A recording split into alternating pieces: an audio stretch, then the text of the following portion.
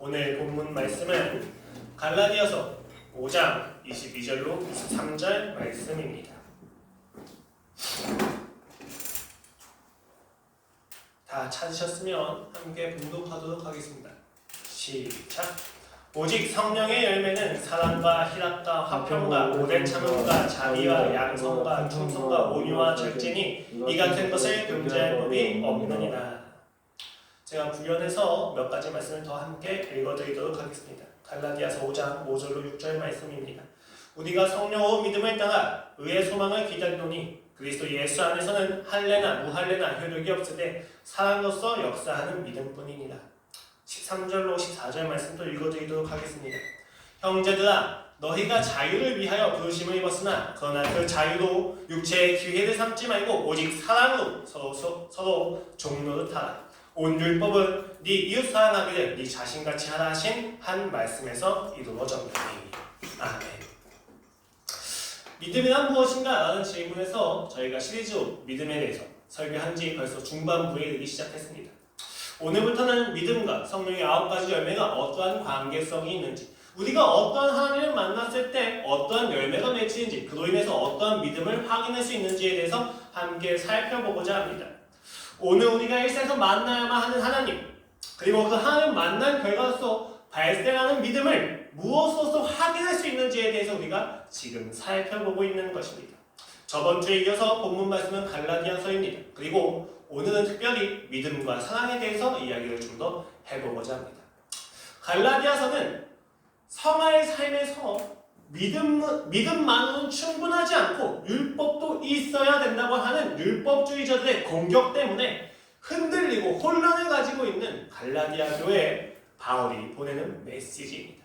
그 바울이 보내는 메시지의 중심은 단 한 가지입니다. 오직 믿음입니다. 그 믿음의 삶을 이야기하기 위해서 바울은 두 가지의 전제를 이야기합니다. 첫 번째는 자신이 받은 사도의 권위가 사람으로부터 온 것이 아니라 오직 주 예수 그리스도로부터만 왔다라는 것을 이야기합니다. 그리고 이어서 그는 그 주 예수 그리스도가 십자가에서 죽으시고 부활하신 것을 따라서 믿는 믿음만이 우리로 하여금 구원을 받게 해준다고 이신칭 의에 대해서 이야기하고 있습니다. 이러한 두 가지의 전제를 두고 바울은 이제 믿음으로써 살아가는 삶에 대해서 이야기합니다. 주 예수 그리스도께서 우리에게 보내신 성령님을 따라서 우리가 살아갈 때 이 성화가 이루어진단다라고 이야기하는 것입니다. 갈라디아 교인들이 묻습니다. 바울 선생님, 이 교회 안에서 지금 율법을, 할례를 주장하는 사람들이 있는데 우리가 이 율법을 지켜야만 하는 것입니까? 이 율법을 지켜야만 구원을 이룰 수 있는 것입니까? 라고 묻자 바울이 대답합니다. 너희 안에서 율법을 통해서 의를 이루려고 하는 사람들을 잘라버려. 율법을 잘라버려가 아니라 율법을 통해서 자신의 의를 이루려고 하는 사람들에 대해서 잘라버리라고 이야기합니다. 그러자 갈라디아 교인들이 이렇게 묻습니다. 그렇다면 우리의 삶에서 율법은 필요가 없는 것입니까? 그러자 바울이 이렇게 대답합니다. 율법의 본질은 사랑이다. 그리고 이 사랑을 너희는 성령으로만 지켜야 한단다. 라고 이야기하자 그들이 묻습니다. 그렇다면 우리가 그 율법을 성령으로 지키는 것을 무엇을 통해서 분별할 수 있습니까? 우리가 이 성화의 삶을 믿음으로 지켜나가는 것을 어떻게 분별해 나갈 수 있습니까? 라고 묻자 바울이 육체의 일은 이렇게 현저하니 그리고 성령의 열매는 이러하니 라고 이야기해 주는 것입니다. 율법을 두고 성화의 삶을 두고 육체의 관점이 있고 성령의 관점이 있습니다. 육체, 곧 자신의 일을 이루어서 자신이 스스로 구원받을 수 있는 자격과 조건을 이루려고 하는 사람들의 모임과 관점에서 율법을 이룰 때에는 이러한 일들이 일어납니다. 음행과 더러운 것과 호색과 우상숭배와 주술과 원수 맺는 것과 분쟁과 시기와 분냄과 당짓는 것과 분열함과 이단과 투기와 술취함과 방탕함과 또 그와 같은 것들이다. 반면 성령, 하나님만이 우리의 일을 이루어줄 수 있습니다 라는 것에 대해서 소망을 가지고 믿음을 가진 사람들이 율법, 즉 성화의 삶을 이루어 나갈 때에는 이러한 열매가 맺힙니다. 사랑과 희락과 화평과 오래 참음과 자비와 양성과 충성과 온유와 절제입니다. 바울은 성화의 삶을 두고 성령님과 육체를 대비하면서 이야기합니다. 즉 믿음으로만 너희가 성화의 삶을 살아나가야 이러한 열매들이 맺힌다라고 분별의 기준들을 이야기해 줍니다. 그런데 여기서 좀 이상한 것을 우리는 느낍니다. 바울 선생님, 그럼 우리가 성안의 삶을 믿음으로 지켜나간다는 것을 어떻게 분별합니까? 라는 질문 이전에 어떠한 질문이 먼저 선행되어야만 합니까? 어떻게 사는 것이 성령을 따라서 율법을 지키는 것입니까? 믿음으로 성화의 삶을 산다는 것은 무엇입니까? 내가 어떻게 해야 성령으로 율법을 지킬 수 있습니까? 라고 물어보는 것이, 그리고 그것에 대해서 먼저 대답해 주는 것이 선행되어야 되지 않습니까? 그런데 바울은 그 부분을 건너뛰고 바로 분별의 기준을 이야기해 줍니다. 이것은 우리의 관심과는 조금 멀게 느껴진다. 왜냐하면 우리는 신앙생활 속에서 나는 어떻게 해야지? 라고 하는 질문에 굉장히 초점을 두고 있기 때문입니다. 그러나 여러분, 바울은 그들의 그런 질문 자체에 대해서 이미 분별의 기준, 성령의 열매들을 통해서 대답을 해주고 있다는 것입니다. 이것이 어떻게 대답이 될 수 있는가? 그것을 사랑이라고 하는 주제와 함께 살펴보도록 하겠습니다. 오늘 본문을 보면 첫 번째 열매, 가장 우선시 되는 열매가 바로 사랑이라고 이야기합니다. 그런데 조금 이상합니다. 13절 말씀입니다. 형제들아, 너희가 자유를 위하여 부르심을 입었으나 그러나 그 자유를 육체의 기회를 삼지 말고 오직 사랑으로 서로 종노릇하라. 온 율법은 네 사랑하게 네 자신같이 하라 한 말씀에서 이루어졌나니, 바울은 여기서 사랑을 율법의 본질이라고 이야기하고 있습니다. 좀 이상하지 않습니까? 사랑은, 그럼 이렇게 이야기하는 것입니다. 사랑을 믿음으로 지키는 것은, 사랑을 성령으로 지키는 것을 어떻게 분별할 수 있느냐? 사랑이라고 하는 열매를 통해서 분별할 수 있다라고 이야기하는 것입니다. 야, 네가 공부를 해야 돼. 공부를 해서 성실함을 길러야 돼. 근데 네가 공부를 할 때 그냥 공부하는 게 아니라 되게 건전한, 건강한 마음을 가지고 공부를 해야 된다는, 네가 건강한 마음과 동기를 가지고 공부하는지에 대한 확인을 네가 공부하는 모습을 통해서 확인할 거야 라고 이야기하는 것입니다. 여러분, 공부를 하고 있으면 이미 공부는 하고 있는 것입니다. 이해가 되세요? 사랑을 믿음으로 지키고 있는지에 대한 입증을 하기 위해서 사랑을 요구하는 거예요. 너무 당연한 이야기입니다. 공부를 하고 있는 사람을 보면 우리는 생각한다. 쟤는 공부를 하고 있구나. 사랑을 행하고 있는 사람을 보면 우리는 생각합니다. 아, 저 사람은 사랑을 행하고 있구나. 이 당연한 것이 어떻게 열매가 될 수 있냐는 것입니다. 그런데 여러분, 이 당연한 것이 당연하지가 않습니다. 왜냐하면 믿음을 가지고 율법을 지키지 않는 사람, 즉 자신의 의를 가지고 율법을 지키고 있는 사람들의 삶에서는 사랑이 나타나지 않기 때문입니다. 이런 이야기는 유대인들, 율법주의자들이 율법의 본질이 사랑이다 라는 것을 몰랐다 라는 것을 의미하지 않습니다. 신명기 6장 5절 말씀입니다. 너는 마음을 다하고 뜻을 다하고 힘을 다하여 너의 하나님 여호와를 사랑하라. 또 레위기 19장 18절 말씀입니다. 원수를 갚지 말며 동포를 원망하지 말며 너의 이웃 사랑하되 너 자신과 같이 사랑하라. 나는 여호와이니. 구약 성서에서는 하나님 사랑과 이웃 사랑을 끊임없이 이야기하고 있습니다. 심지어 예수님께서는 그 율법의 중심이 하나님 사랑과 이웃 사랑이라고 이미 천구하신 바도 있습니다. 당시의 율법주의자들은 율법을 이룬다는 것이 사랑을 이루는 것과 동일하다는 것을 알고 있었습니다. 그들이 사랑을 몰랐기 때문에 사랑이라고 하는 열매가 나타나지 않은 것이 아니라 율법으로서의 사랑을, 육체를 가지고 자신의 의를 가지고 자신을 입증하기 위해서 율법을 지켰기 때문에, 즉 자신을 입증하기 위해서 사랑이라고 하는 일을 행했기 때문에 그들의 인생에서는 사랑이라고 하는 열매가 맺힐 수 없었던 것입니다. 율법주의자들은 사랑을 결과로서, 관계로서 하지 않습니다. 그들은 사랑을 일로서, 성취로서, 입증의 도구로서 사용하고 있는 것입니다.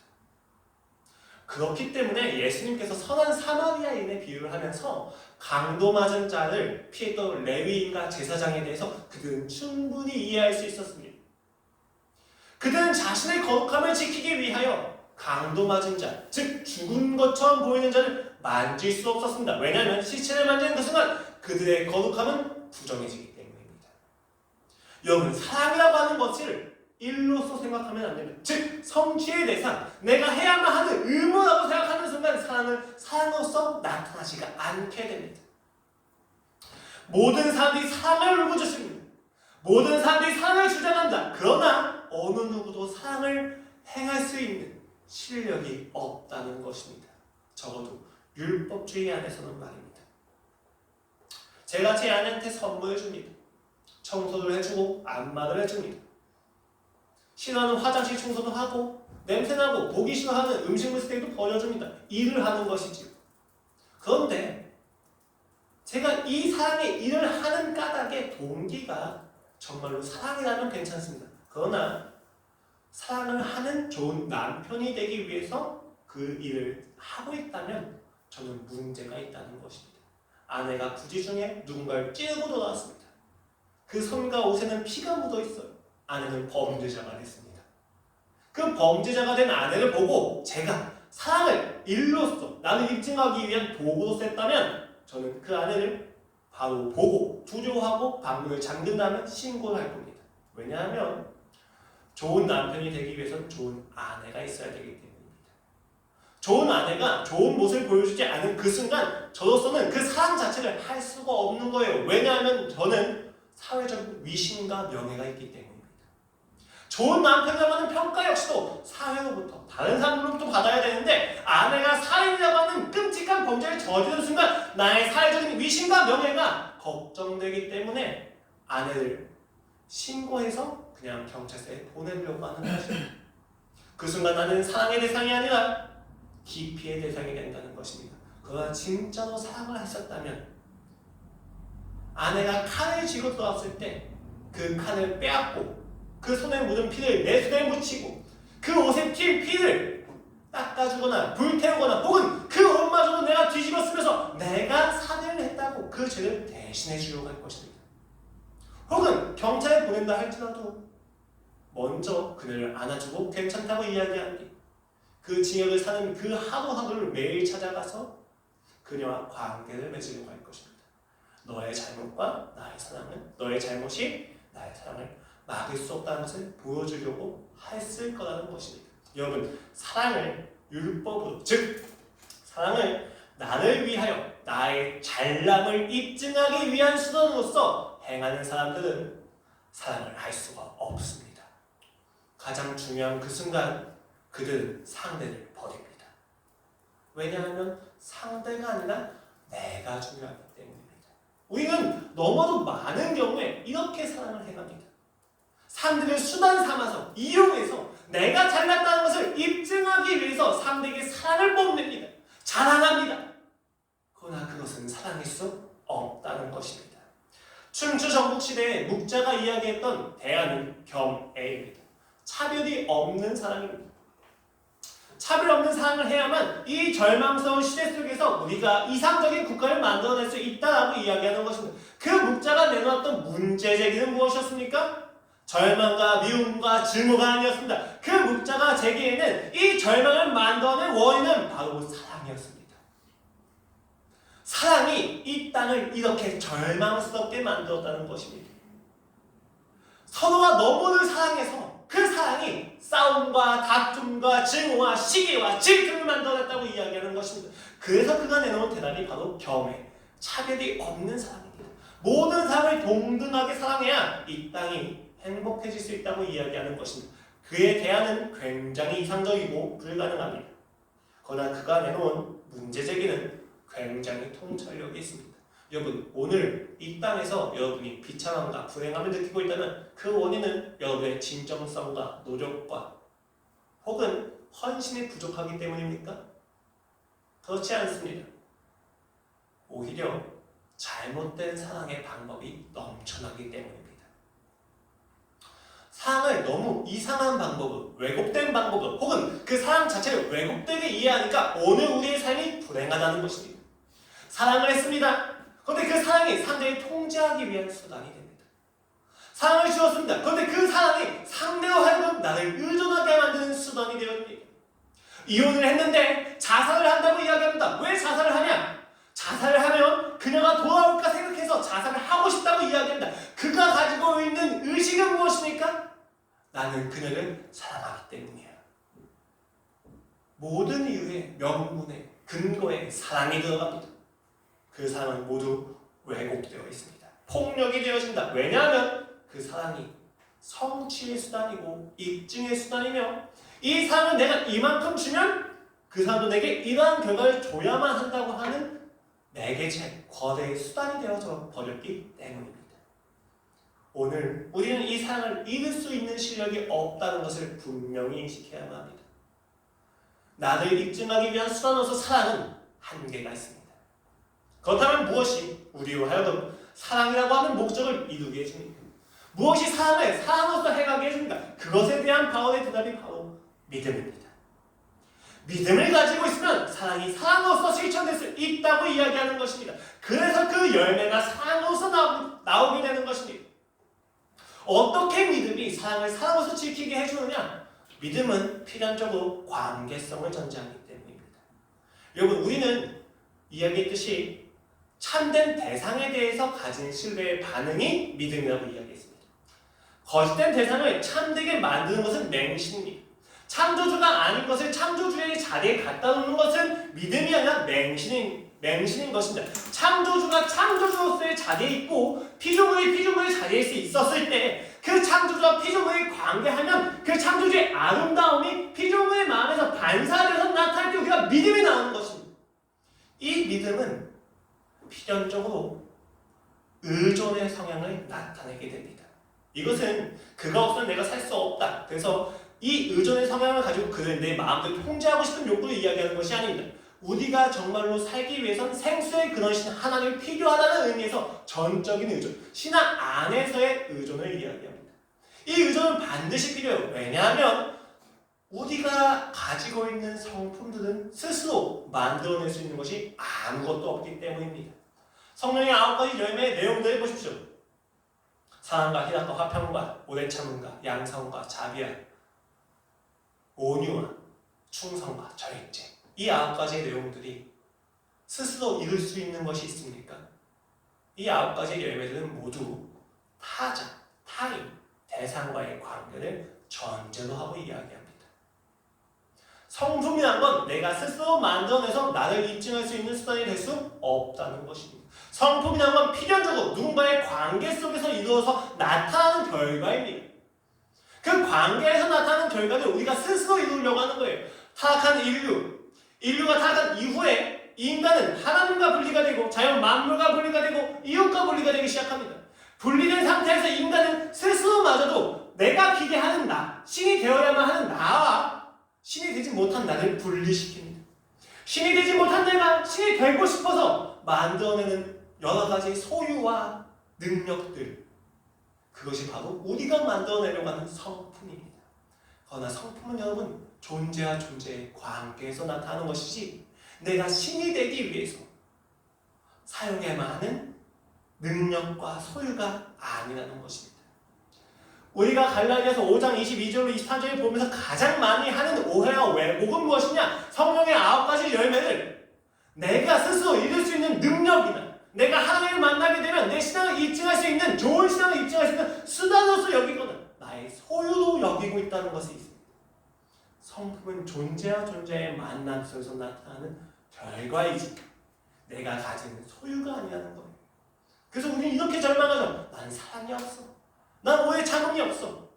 난 절제가 없어. 라고 스스로 이야기하면서 절망하는 것입니다. 열매는 소유나 능력이 아닙니다. 열매는 결과입니다. 생명의 결과입니다. 그렇기 때문에 사람은 믿음으로만 이룰 수 있습니다.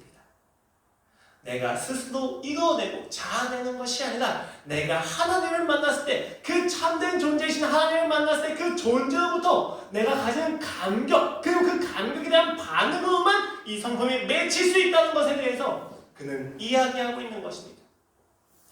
그래서 바울은 이렇게 이야기합니다. 갈라디아서 5장 14절 말씀입니다. 온 율법은 이웃 사랑하기를 너 자신같이 하라 한 말씀에서 이루어졌나니, 여기 이루어졌나니는 3인칭 수동태로 쓰여서 누군가에 의해서 이 말씀이 이루어졌다고 이야기합니다. 근데 그 앞에서 무엇이라고 이야기합니까? 서로 사랑하기를 종로릇 하라, 사랑을 서로 종로릇 하라고 명령을 합니다. 그런데 이 말씀이 이미 이루어졌다고 이야기합니다. 무슨 이야기입니까?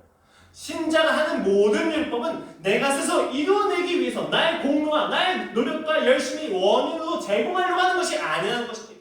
이미 하나님께서 원을 제공하셨기 때문에 너희는 행하. 그리고 그 행함 속에서 너희는 하나님을 더욱더 닮아가라고 이야기하는 것입니다.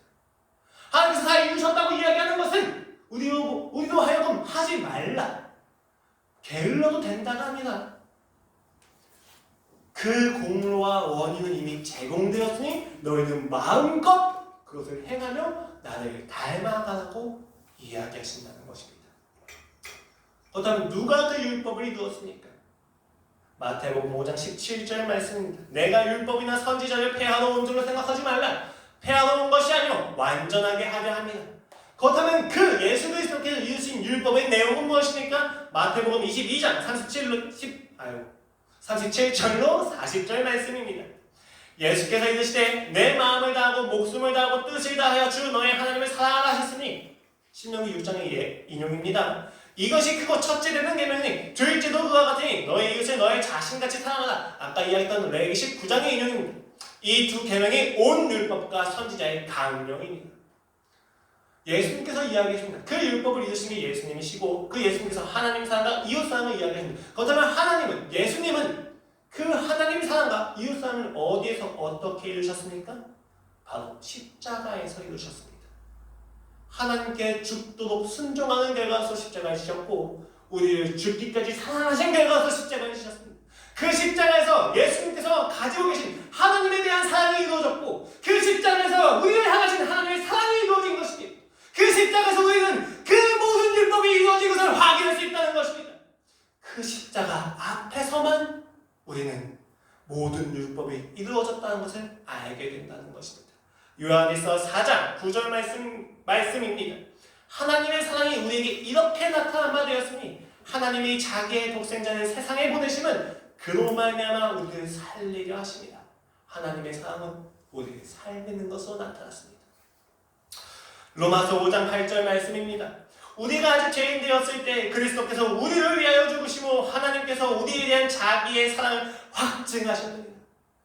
내가 죄인 되었는데도 불구하고 그가 나를 위하여 죽으셨을 때 우리는 그 십자가 앞에서 왜 나를 위하여 당신의 생명을 버리셨습니까? 라고 질문합니다. 그 질문에 대한 유일한 대답은 사랑입니다. 가장 가치 없는 나를 위하여 가장 가치 있는 것을 주는 사랑입니다. 그를 아프게 하고 찌르고 슬프게 하고 절망케 하는 나를 향해서 그가 할 수 있는 유일한 사랑은 죽음이었습니다. 그를 향하여 가장 날카로운 칼을 들이미던 자에게 그는 기꺼이 찔림을 당하시면서 품어주십니다. 나를 안기 위해서는 아픔을 감수해야 된다는 사실을 아시지만 수치를 감수해야 된다는 사실을 알면서도 그는 그 수치와 아픔과 절망과 슬픔을 감당하시고는 않으십니다. 내가 무엇이 같대? 이 쓸데없는 자를 위하여 가장 가치 있는 것을 버리십니까? 하나님이 이야기하십니다. 사랑한다. 그 한마디가 우리의 인생을 변하게 합니다. 그 사랑은 개념과 추상이 아닙니다. 그 사랑은 역사적인 실체이며 우리의 삶에서 실제로 경험되어지는 능력입니다. 여러분, 이 사랑이 추상적이다, 능력이 없다 생각하실지 모르겠습니다. 그러나 여러분, 역사를 보십시오. 기독교의 역사를 보십시오. 물론 왜곡된 사랑으로 인한 많은 잘못된 결과가 있습니다. 하지만 기독교의 역사 속에서 이 사랑이 실제 능력과 결과를 만들어냈다는 것을 여러분이 확인할 수 있습니다. 그리고 그 사랑은 오늘도 우리의 삶에서 역사하고 있습니다. 그 사랑을 알게 된 신자의 인생에서는 큰 변화가 일어납니다. 관점의 전환입니다. 내가 이루는 것이 아니라 그가 이루는 것이다 라는 것을 알게 되는 순간 신자는 자신이 행해야 하는 사랑이 무엇인지를 알게 됩니다. 그것은 내가 행해야 되는 무언가가 아니라 내가 열매 맺어야만 하는 무언가라는 것입니다. 사랑의 주체가 달라지게 되는 것입니다. 사랑을 만들어야만 한다는 압박감에서 벗어나게 되는 것입니다. 요한에서 4장 말씀입니다. 요한에서 요한은 끊임없이 사랑을 명령합니다. 그런데 그 명령의 근거는 이러합니다. 11절 말씀입니다. 사랑하는 자들아, 하나님이 이같이 우리를 사랑하셨은즉 우리도 서로 사랑하는 것이 마땅하도다. 여기 마땅하도다 라고 하는 부분은 오페일로라고 하는 건데 사실 원어의 의미는 빚지다, 채무관계를 의미하는 것입니다. 마땅하다는 얘기가 무슨 이야기냐? 내가 채무를 졌으니까 그 채무에 대해서 변제하는 것이 마땅하다 이야기든 마땅하다 이야기하는 것입니다. 즉 여기 마땅하다는 내가 그럴 책임이 자연스럽게 있는 사람이라는 것을 의미합니다. 우리가 사랑을 해야 되는 것은 우리의 책임입니다. 근데 이것이 우리의 책임인 것은 우리가 사랑을 받았기 때문입니다. 19절 말씀입니다. 우리가 사랑하면 그가 먼저 우리를 사랑하셨음이라. 왜 그토록 성령의 저자들이 우리에게 사랑을 명령합니까? 왜 그토록 많은 신앙의 선배들이 우리에게 사랑을 훈련하고 이야기합니까? 그 사랑을 우리가 받았기 때문입니다. 그 사랑을 행할 수 있는 능력이 우리가 있기 때문이가 아니라 그 사랑을 행할 수 있는 근본 하나님이 우리의 삶에 계시기 때문입니다. 그 하나님이 우리와 함께 하시기 때문에 그들은 우리에게 끊임없이 사랑을 명령하는 것입니다. 그러니까 여러분, 우리는 사랑을 하기 위해서 사랑을 막 내가 자아내기 위해서 노력하는 것이 아니라 그 사랑이 내게 흘러넘치는 것을 보기 위하여 노력하는 겁니다. 물론 노력하고 훈련해야만 합니다. 무슨 훈련입니까? 내가 사랑을 만들어내는 훈련이 아니라 그가 주신 사랑을 그대로 받아서 그대로 반사하는 훈련입니다. 신자가 가져야만 하는 사랑의 성품적인 열매가 하나님과의 관계에서 그를 아는 지식에서 반응되어 나타난다고 하는 것입니다. 이것이 왜 중요하냐? 이것을 알지 못하면 이러한 질문들을 하게 되기 때문입니다. 누가복음 10장 25절 말씀입니다. 어떤 율법교사가 일어나 예수의 시험하여 이르되 선생님 내가 무엇을 하여야 영생을 얻으리이까?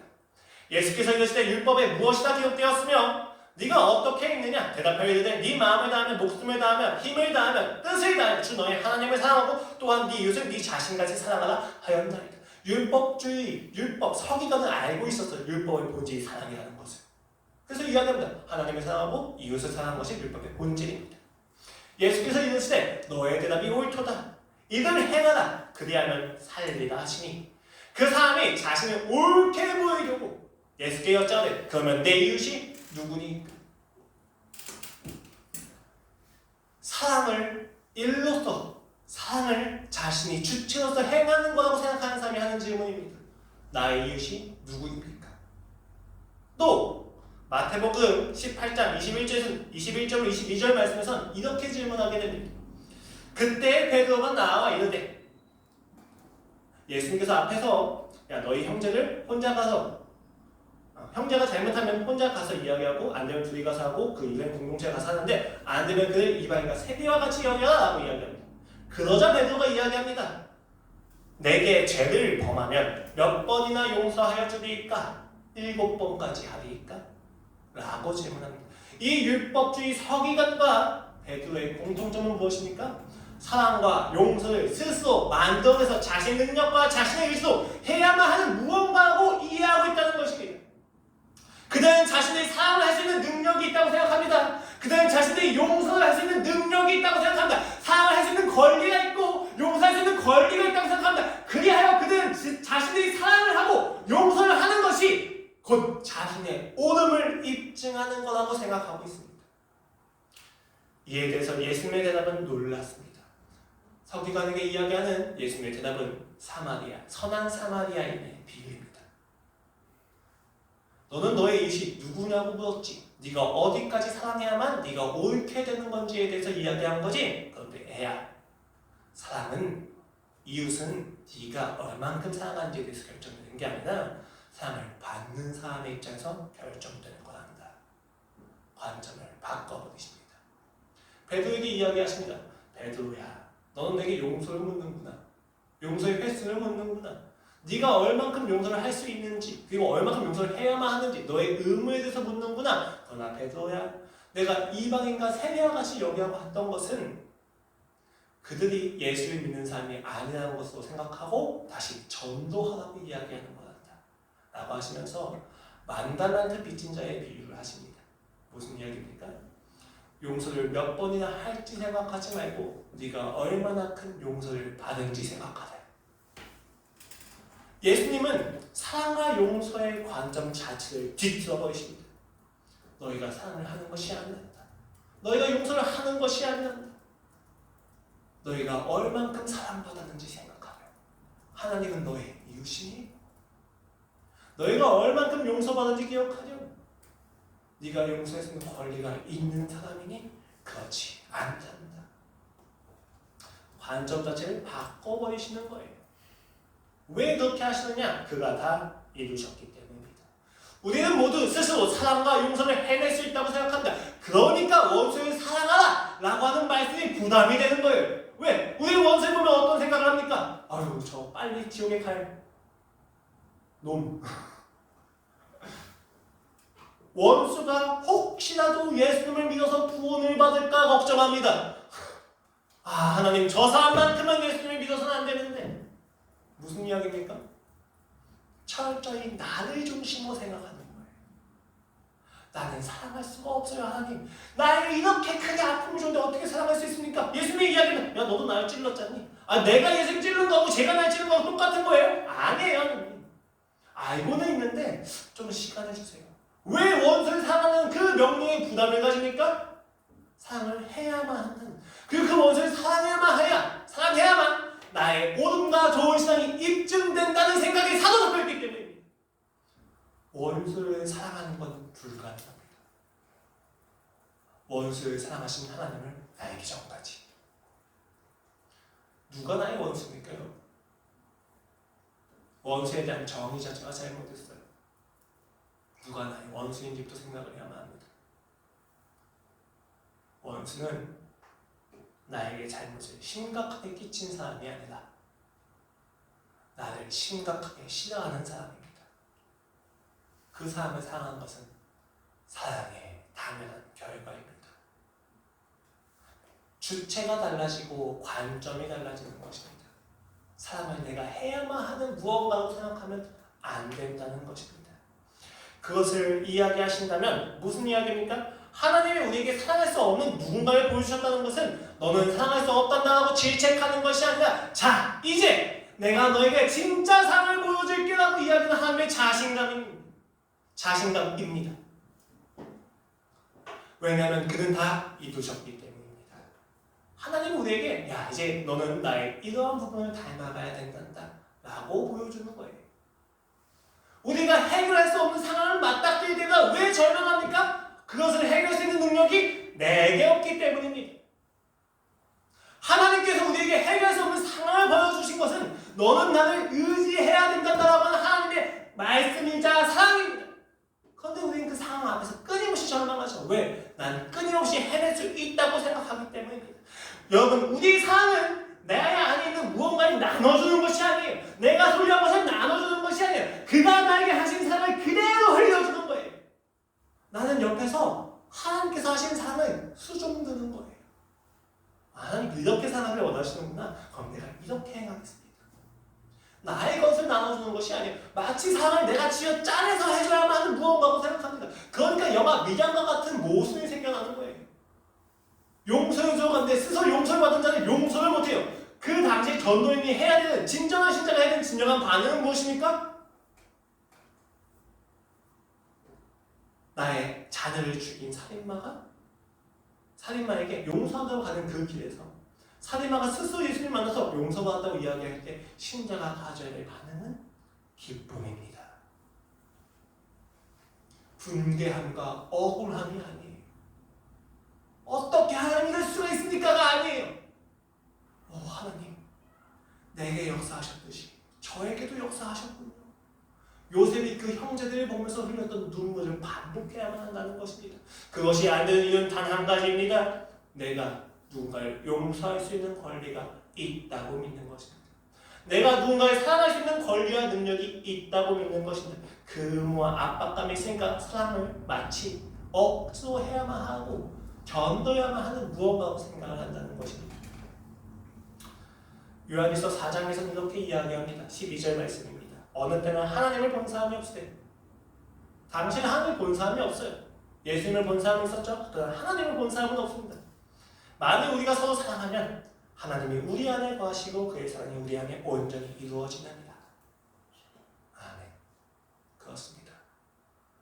어느 누구도 하나님을 볼 수 없습니다. 그런데 우리가 서로 사랑하면 하나님을 볼 수 있어요. 왜요? 우리가 사랑하는 게 우리의 능력과 우리의 노력과 헌신을 근거로 하는 거라면 사람들은 우리를 봐야 돼요.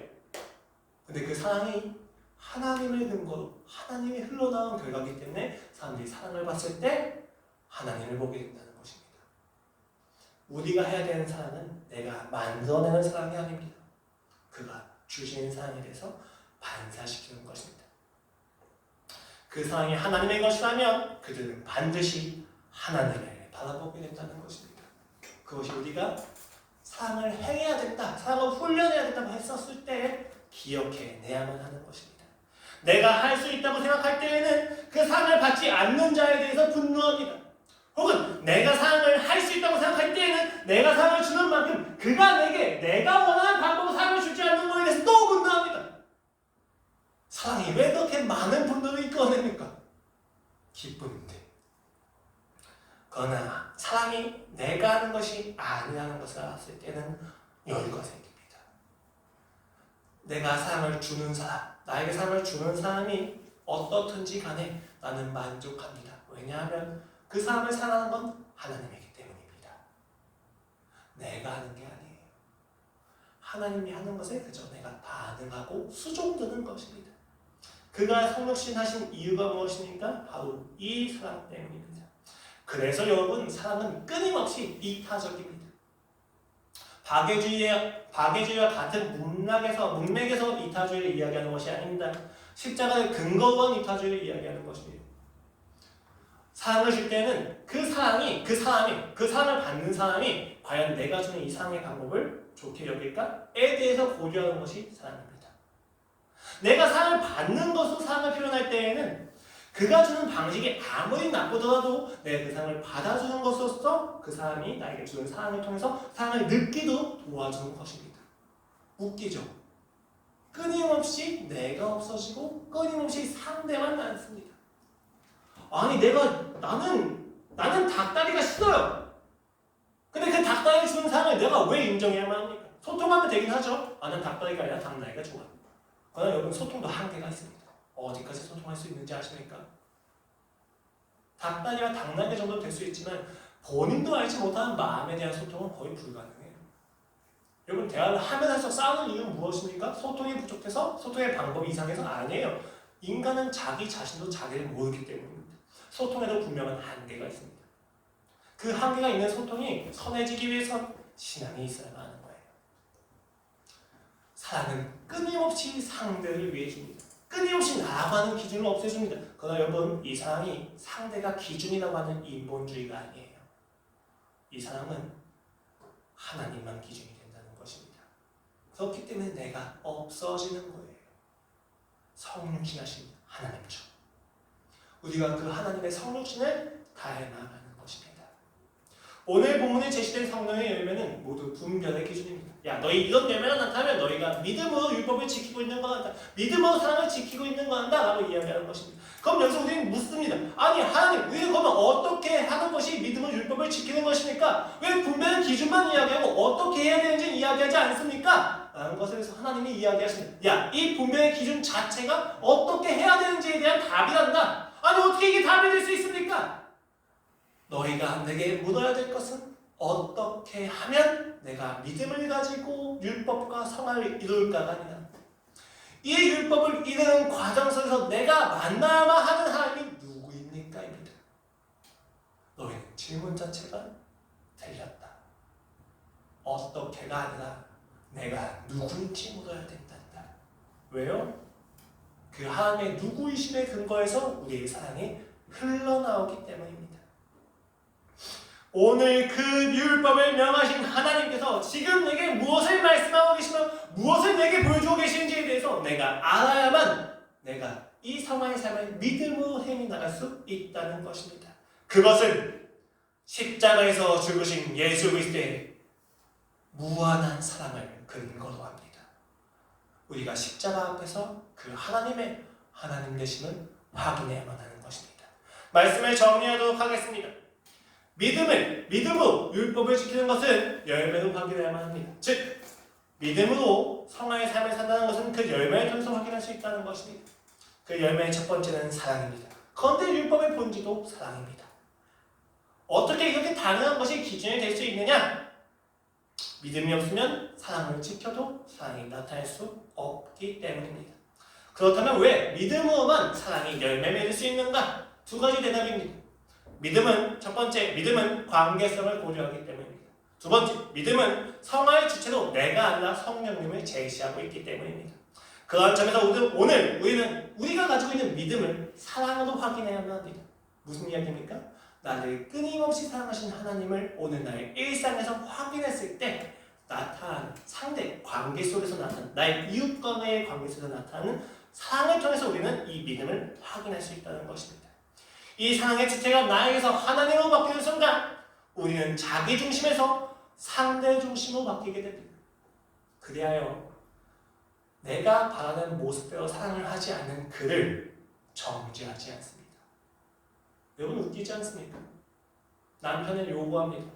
야 남편 너 가정생활에서 이렇게 해야지, 날 이렇게 사랑해줘야지, 그래야 화목한 가정이잖아 라고 이야기합니다. 여러분 화목한 가정을 위한 수단이 사랑입니까? 아니죠. 그렇게 이야기하면 화목한 가정은 이미 물 건너간 거예요. 왜? 아니 진짜 사랑을 받아야 사랑을 주는데 화목한 가정을 이루기 위해서 나한테 사랑을 요구하고 강요하는 거예요. 폭력입니다. 그 남편이 생각하는 화목한 가정의 개념을 고려하지 않는 거예요. 그러니까 다툼과 분열만 생깁니다. 왜 그렇습니까? 사랑이 아니기 때문입니다. 사랑을 명분으로 한 내 기준으로서의 행복을 추구하고 있기 때문이에요. 여러분 사랑은 입증의 수단이 아닙니다. 사랑은 결과입니다. 그 하나님을 만난 결과입니다. 그래서 우리는 이웃과의 관계 속에서 그 결과를 흘려보내는 거예요. 상대가 지지로 말을 듣지 않습니다. 미쳐버릴 것 같은 거죠. 그 상대를 향해서도 여유가 생겨요. 하나님께서 그 사람의 삶에서 어떠한 사랑을 하고 계실까? 그러면 우리는 나를 내려놓게 됩니다. 여러분 뭐 내려놓으라고 했더니 막 내려놓는 것도 자기 의로 하는 사람이 있어요. 내가 어떤 것을 내려놓는지 막 자랑을 합니다. 아, 내가 이런 스펙도 내려놨고 내가 하나님을 위해서 나의 인생을 보겠습니다 여러분. 여러분 이거는 내려놓은 게 아니에요. 이건 오히려 붙잡고 있는 거죠. 하나님을 위해서 감히 하나님과 신앙과 내가 내려놓은 것이 동등한 가치가 될 수 있습니까? 말이 안 되는 거예요. 하나님과 이것은 같은 동등한 가치가 아니기 때문이에요. 내가 무엇을 한다는 것을 의로 삼지 마십시오. 아, 내가 하나님을 알았는데 그 하나님이 너무 위대해서 내가 이런 것을 쓰레기로 여깁니다. 가 올바른 고백입니다. 하나님을 높여드리는 거예요. 우리가 행하는 사랑이 누구를 높이는지 생각해 보십시오. 우리가 지금 행하려고 하는 사랑이 나를 높이는 건지 아니면 하나님을 높이는 건지에 대해서 생각해 보셔야만 합니다. 오늘 설교를 듣고 사랑에 대한 삶이 부족하다고 생각할 수 있습니다. 그렇습니다. 왜냐하면 성령의 열매는 단수이기 때문입니다. 여러분 바울이 지금 이 성령의 열매 9가지 중에서 사랑을 제일 먼저 이야기한 까닭은 무엇입니까? 그리고 앞에서 사랑을 그토록 많이 반복한 까닭은 무엇입니까? 사실 이 사랑 안에 9가지 열매가 다 담겨져 있기 때문입니다. 아 나는 오래 참았는데 절제는 없어요. 아 난 절제는 하는데 사랑은 못하겠더라고요 라고 하는 핑계는 통하지 않습니다. 여러분 사랑하면 그 9가지 열매가 모두 맺힙니다. 그래서 그토록 사랑을 강조하는 것입니다. 갈라디아서 5장 6절 말씀입니다. 그리스도 예수 안에서는 할례나 무할례나 효력이 없으되 사랑으로서 역사하는 믿음뿐입니다. 사랑으로서 역사하는 믿음입니다. 여기 이야기하는 사랑이 바로 9가지 열매에서 나타났던 그 열매로서의 사랑입니다. 우리가 가지고 있는 믿음이 폭력이 되면 안 된다는 거예요. 자기의 의가 되면 안 된다는 거예요. 자기의 의가 되지 않은 믿음은 반드시 사랑이라고 하는 열매를 맺습니다. 그래서 여러분 이 사랑이 동반되지 않으면 우리의 신앙은 반드시 절망으로 떨어집니다. 희락은 사랑이 없으면 희락이 될 수 없습니다. 절제는 사랑이 없으면 절제가 될 수 없습니다. 오래 참으면 사랑이 없으면 오래 참음이 될 수 없습니다. 사랑이 모든 것을 완성으로 이끌어준다는 것입니다. 그래서 앞으로 우리는 이 사랑에 대해서 9가지 열매를 통해서 같이 살펴볼 것입니다. 어떠한 하나님을 만나면 우리 안에서 어떠한 오래 참음과 자비와 양선이 나타나는가? 그러나 그것은 모두 사랑이라는 것입니다. 이 사랑은 어디서 나타났습니까? 바로 그리스도 예수의 십자가 사건에서 나타나는 사랑입니다. 9가지 열매를 맺는다는 것은 그 사랑을 우리에게 주신 예수 그리스도를 닮아간다는 것입니다. 예수 그리스도의 사랑을 닮아가는 신자의 성품의 9가지 내용이 바로 성령의 9가지 열매입니다. 우리는 매일매일 그를 닮아가야만 하는 것입니다. 여러분의 삶에서 신앙이 똑바로 기능하고 있는가, 올바르게 작동하고 있는가를 어떻게 확인할 수 있는 것입니까? 나의 삶에서 하나님을 닮아가는 이런 9가지 열매의 사랑들이 나타나고 있는지에 대해서 확인하셔야만 한다는 것입니다. 오직 예수님 안에서 매일매일 그를 닮아가는 성품이 여러분의 안에서 사랑으로서 풍성해져 가기를 바라고 기도하겠습니다. 기도하시겠습니다.